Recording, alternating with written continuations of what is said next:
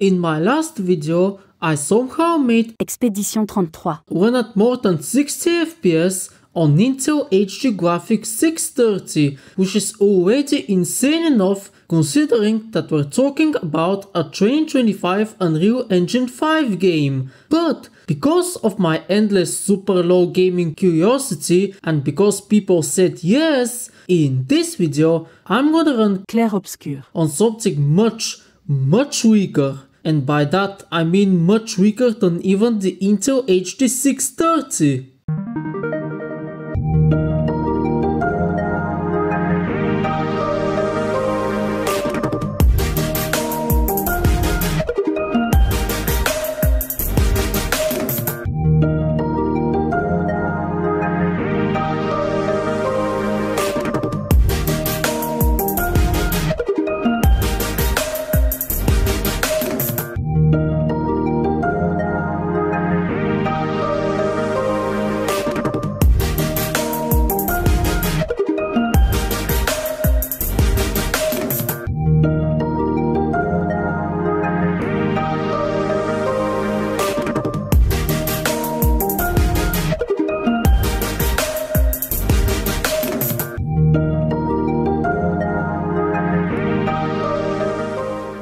So yeah, it's really weak. Just for reference guys, the Culture Duo E6300 is more powerful than the CPU of this laptop. Wanna know when that Culture Duo came out?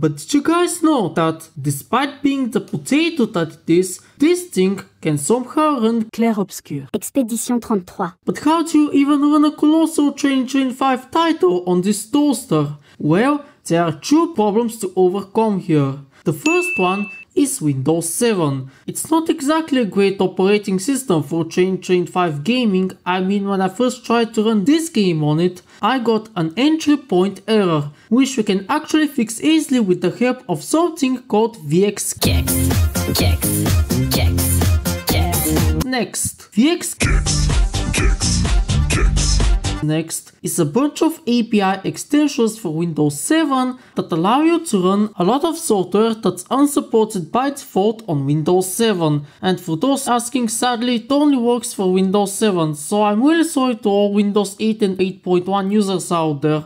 Oh well. After installing VxKex, go to this folder located inside your game directory and right click on this file, then go to Properties. In the Properties tab, you should have a new tab called VxKex. Go to it and click Enable VxKex-NEXT for this program and hit Apply. With that, problem 1 has been solved. Now time to solve problem 2, the laptop itself. Now before we do anything funny, let's launch the game on it.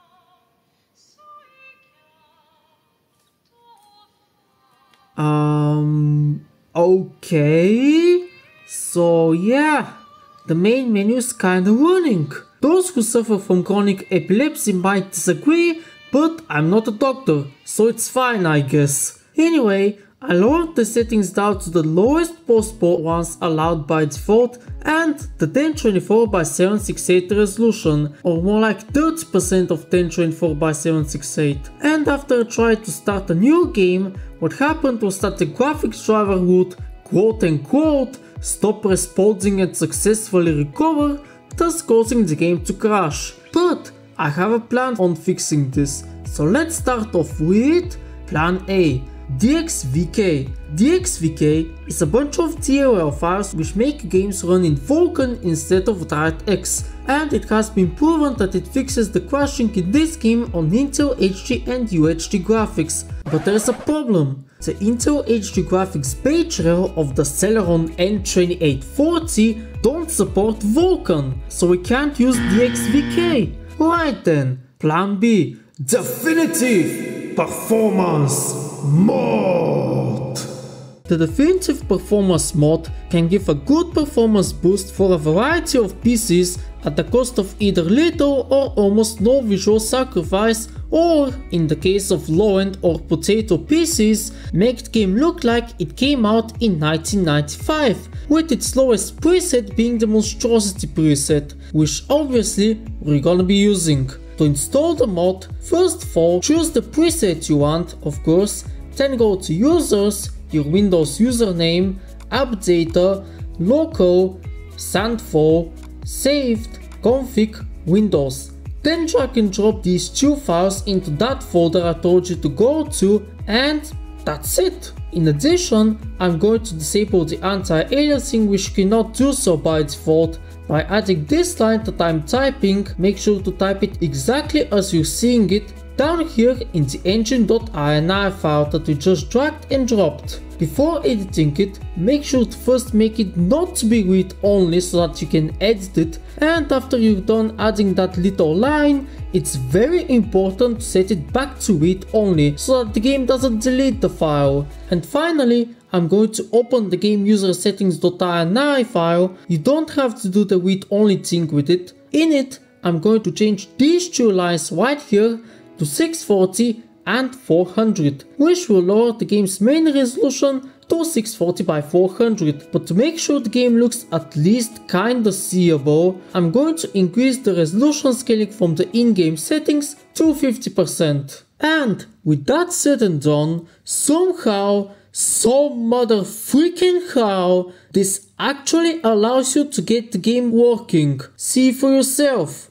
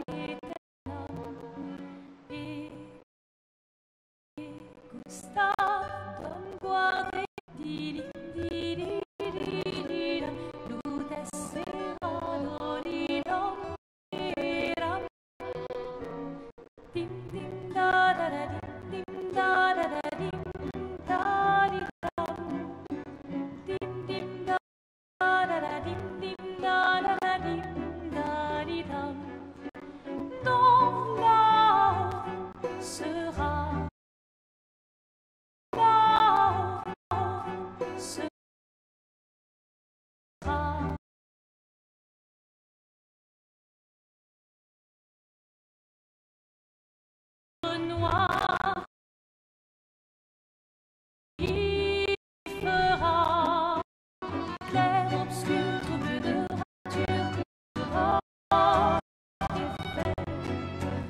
Clair obscur, dans des hauts peintures, trouvera sans Clair obscur.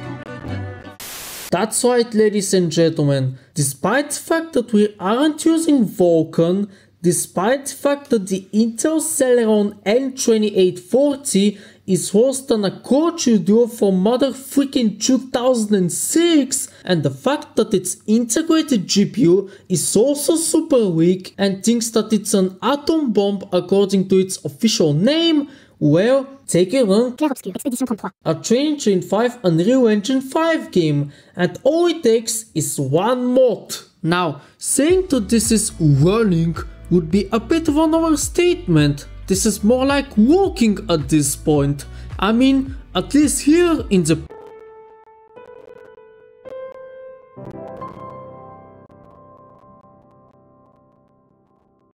it's getting like what? 1 to 5 FPS?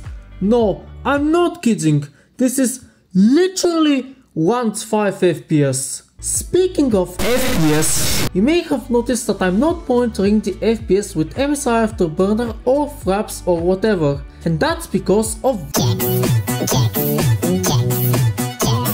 VxKex. For some reason, makes it so that framerate monitoring software doesn't work at all on any game or 2D/3D app for that matter that you run with VxKex. What? You are the ones who voted for Windows 7, but that won't stop me from trying to do something anyway, because Celeron is great! Celeron is power! With Celeron Champion! Now, the main goal here was trying to look down as much as possible. Because the performance I'm getting is so low, as soon as I stop looking down, the FPS will drop to 1 or 2, and just moving the camera would become a pain in the ass. Only in emergency situation could I stop looking down. Nevertheless, with enough effort, I was able to orientate myself to where the game wants you to go, and after that, it was time for a little do.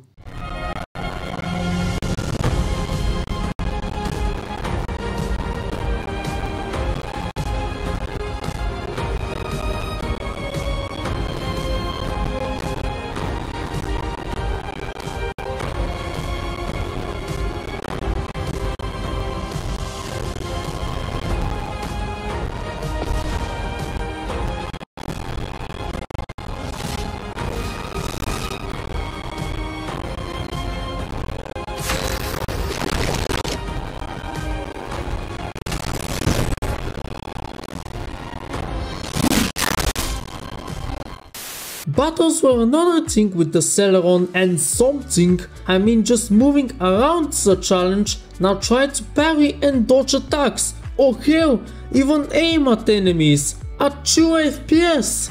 But if you're living something called life, one thing that you might know about it is that it often brings surprises. Here it was not an exception, because guess what was the outcome of the little do?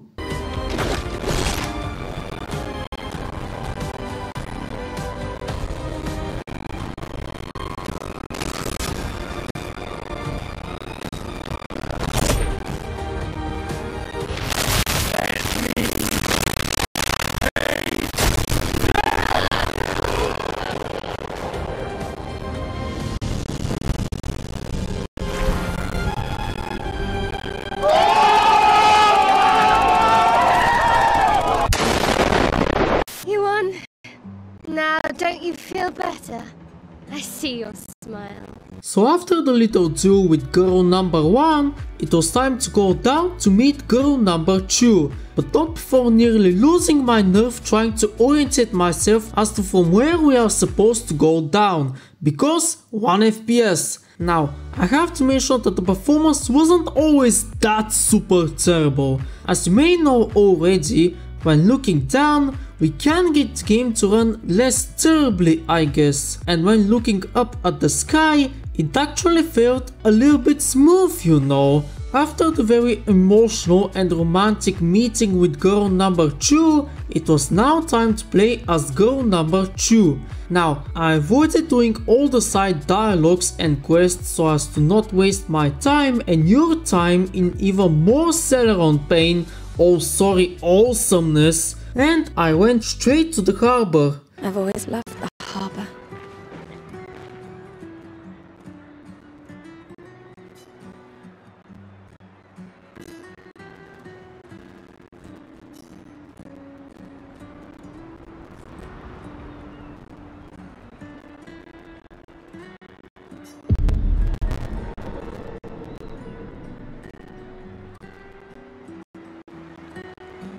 So after waiting for another cutscene to pass and then waiting 30 minutes for a black screen to end and that black screen being the video cutscene with that 34 changing to 33 and girl number 2 and other people disappearing from existence because the Intel Celeron N2840 is so weak it can't even render the video cutscene and could only barely output the audio of that video cutscene.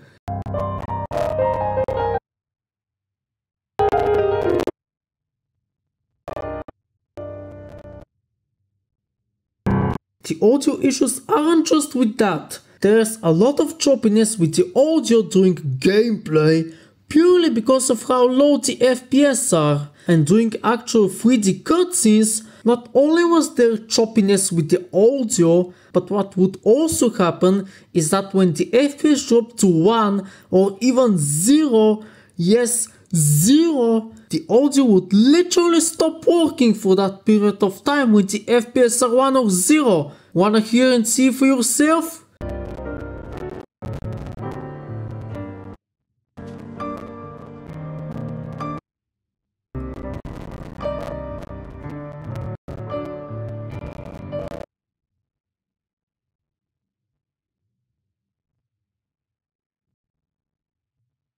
We were finally in the second part of the prologue, which runs slightly better than the first part of the prologue. Now, I decided to have another duo with girl number 1. During the second duo, the FPS were actually slightly higher than during the first one, which allowed me to dodge and parry girl number 1's attacks.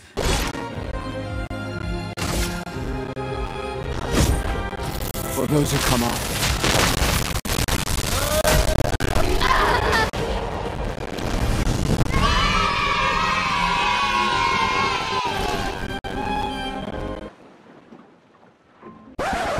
Wait, what? Pure virtual function being called while application was running?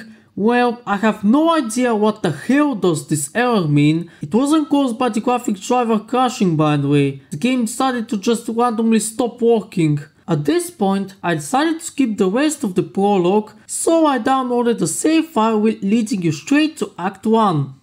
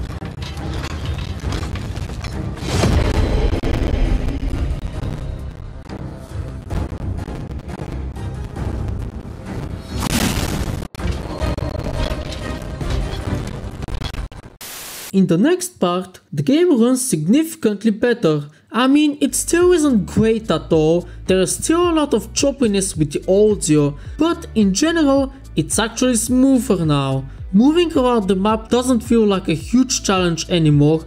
Of course, the rule of looking down to make it smoother still applies, and battles also felt more doable, even if parrying, dodging, aiming and performing special attacks is still quite challenging. Obviously, this depends on how demanding each area is. Some areas and battles can be nearly as hard or demanding as in the prologue, and others are very lightweight. It is also here where you meet girl number 3. Let's just say that meeting her looked and sounded quite strange. I know.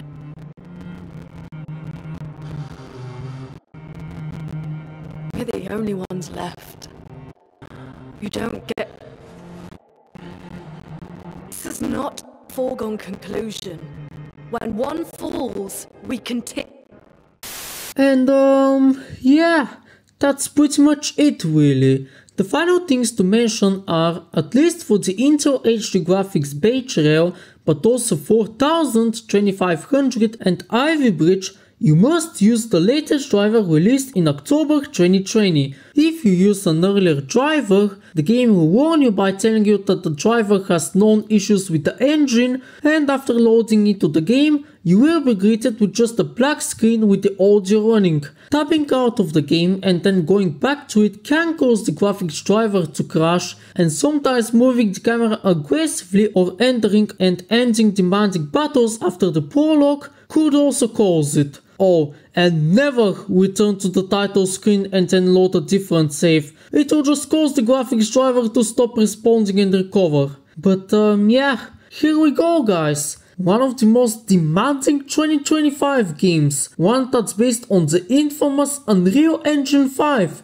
running on a 10-year-old laptop considered extremely low-end even back then. And in fact, the game actually runs better than many graphically demanding games from a decade ago, with many of said games having issues with insane stuttering and freezing and missing textures, and the graphics driver stopping responding and recovering like 30 seconds after loading. Looking at you, Assassin's Creed Unity! Oh, and it also loads relatively quickly, only taking 1 to 2 minutes to load a save. Yeah, so much for UE5 being the worst engine ever.